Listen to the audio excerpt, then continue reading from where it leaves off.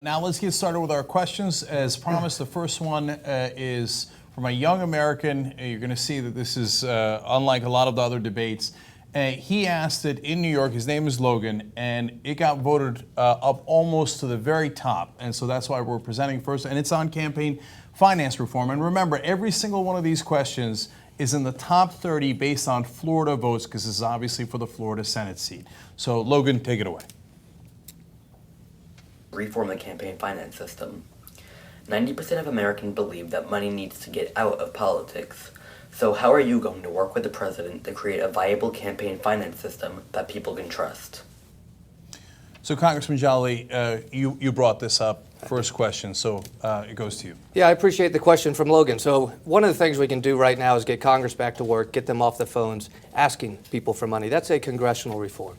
Listen, I'm a Republican who can tell you there is too much money in politics. Let's talk about transparency. Let's talk about accountability. Let's make sure any political message, we know who it comes from.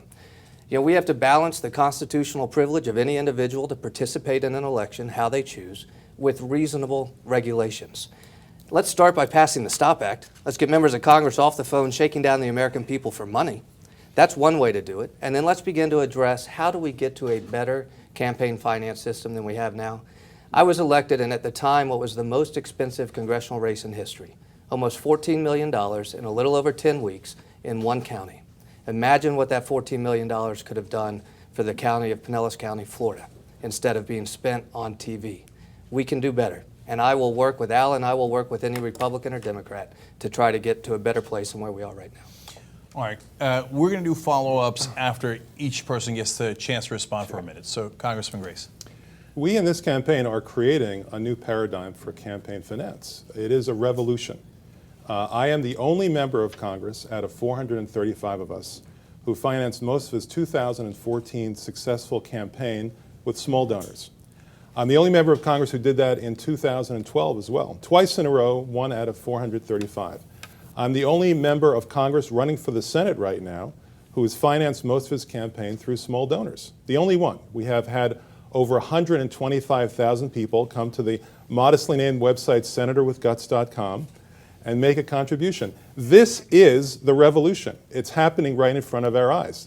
There's two ways to raise money. You can go to the billionaires and the multinational corporations. You can go to the lobbyists and the PACs and the special interests.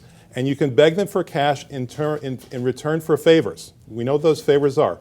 They're bailouts, they're no-bid contracts, they're deregulation, as they call it, they're tax breaks. It's quid pro quo. Well, the people who've come to my website, senatorwithguts.com, all 125,000 of them, and contributed, they want nothing in return for their money except good government.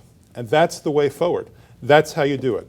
I was in the courtroom when the Citizens United decision was determined. I was the only public official in the courtroom other than Mitch McConnell, who was 2 seats to my left. You and I have discussed this on the air, Cenk. And I said at the time on MSNBC on Keith Olbermann's show that night, if we do nothing, you can kiss this country goodbye. I'm doing something.